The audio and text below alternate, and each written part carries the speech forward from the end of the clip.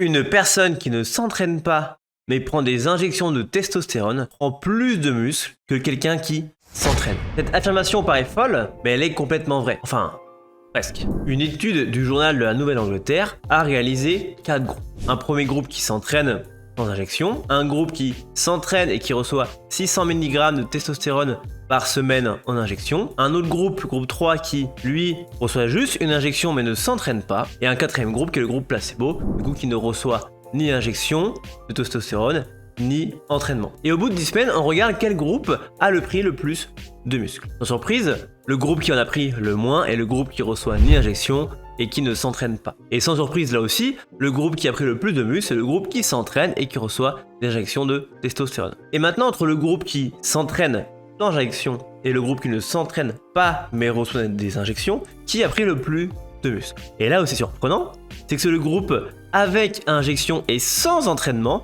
qui a pris le plus de muscles. C'est-à-dire que des gens qui ne s'entraînent pas ont pris plus de muscles que des personnes qui s'entraînent, tout simplement car ils ont reçu des injections de testostérone. Plutôt choquant. La différence est quand même de 3 kg pour le groupe avec injection et 2 kg pour le groupe sans injection. Donc on a quand même une différence de 1 kg entre les deux. Alors je vous rassure, si on va chercher un peu plus profond dans l'étude, on remarque que l'entraînement, donc le programme d'entraînement, n'est pas vraiment le plus optimisé pour des personnes qui sont sans produits dopants. Je pense qu'on pouvait facilement, avec un meilleur programme, atteindre les mêmes résultats dans les deux groupes, mais ça veut quand même dire que sans s'entraîner, des gens ont pris 3 kg de muscles. C'est quand même dingue. Bon alors du coup, comment on fait pour augmenter notre testostérone sans produits dopants et sans du coup injection de testostérone? Déjà, on va regarder qu'est-ce que c'est un taux de testostérone normal. D'après une étude qui a référé le taux de testostérone de personnes vivant aux États-Unis et européens, on peut constater que le taux se situe entre 264 nanogrammes par décilitre et 917 nanogrammes par décilitre. Si on reprend notre première étude,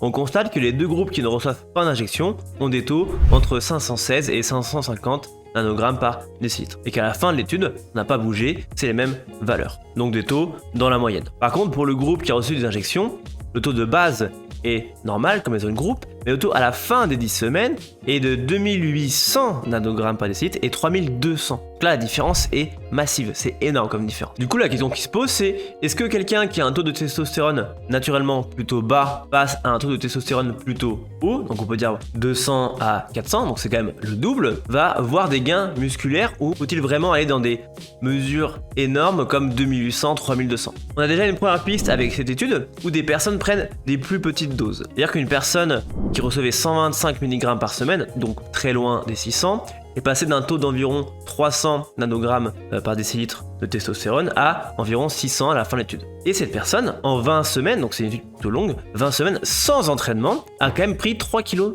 de masse musculaire, sans entraînement à nouveau. On peut donc penser qu'il y a un réel intérêt d'augmenter son taux de testostérone de base, d'accord, pour atteindre des valeurs plus hautes tout en restant dans les fourchettes entre guillemets naturelles. Bon alors quels sont les moyens d'augmenter naturellement sa testostérone? Avant de vous dire comment faire, on va plutôt voir ce qu'il ne faut pas faire. Il y a plein de choses en fait qui vont diminuer votre taux de testostérone de base. Une des premières choses, c'est un entraînement mal adapté. En gros, si on en fait trop, si vous avez un volume d'entraînement dont vous n'êtes pas capable de récupérer, votre taux de testostérone peut baisser. Donc ça peut être un volume d'entraînement trop important, donc série, répétition, charge, ça peut être juste trop de jours d'entraînement, ça peut être plein de choses.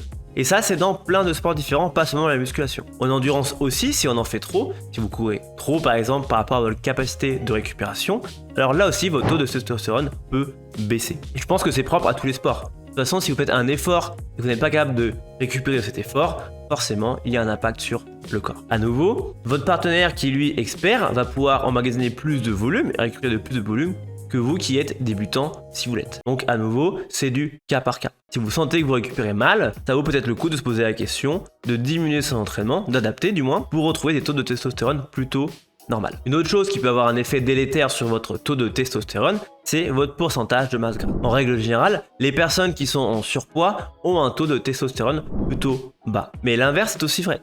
C'est-à-dire que des personnes qui ont un taux de masse grasse trop basse, donc trop sèche, trop sec, ont eux aussi un taux de testostérone trop bas, du moins il y a un impact négatif sur leur taux de testostérone. Cette étude a suivi un bodybuilder juste avant une compétition. Donc il était en phase de sèche et donc est passé de 14,5% de masse grasse à 4,5% de masse grasse. Et son taux de testostérone a aussi chuté. On était aux alentours des 9 quand il était à 14,5 de masse grasse et on arrive vers les 2,27 à la fin de sa sèche. Donc tout simplement qu'un taux de masse grasse trop bas pour cette personne fait considérablement baisser son taux de testostérone. Et à nouveau, quand il a repris son taux de masse grasse plutôt classique, donc aux alentours des 14, il a retrouvé son taux de testostérone de base, donc celui qu'il avait avant sa sèche. Le courant de pensée ici, c'est que d'être entre 10 et 15% de masse grasse pour un homme n'influencera pas négativement votre taux de testostérone. Le manque de sommeil aussi, sans surprise, a un effet délétère sur votre taux. Cette étude nous montre qu'en passant de 9 heures de sommeil à 5 heures, donc une privation de 4 heures de sommeil, le taux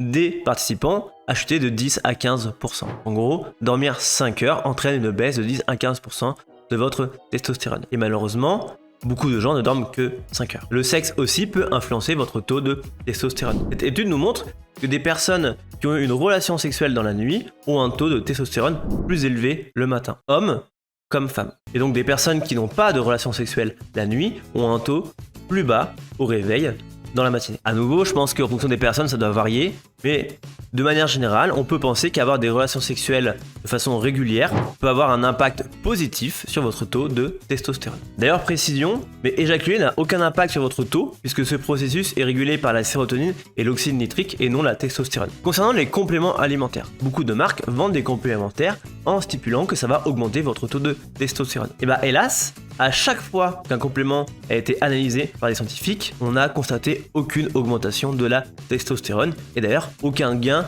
musculaire significatif qui permet de penser que ces compléments ont un réel impact. Par exemple, une méta-analyse sur le tribulus conclut que les preuves à ce jour suggèrent que le tribulus est inefficace pour augmenter le taux de testostérone chez l'homme et donc la plupart des allégations commerciales sont fausses. Et hélas, en cherchant, c'est la même chose pour la plupart des compléments qui sont légaux. Si on veut du coup résumer, s'entraîner correctement, ne pas trop en faire par rapport à sa capacité de récupération, manger correctement, bien entendu, et surtout garder un taux de masse grasse entre 10 et 15%.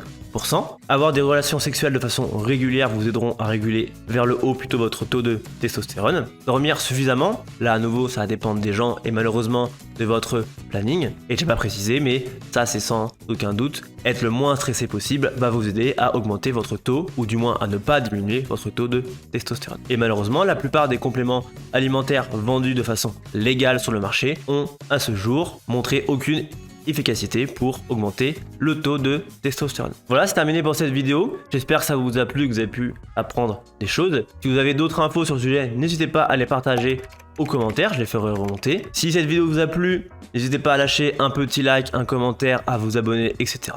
Et moi je vous dis à la prochaine la team.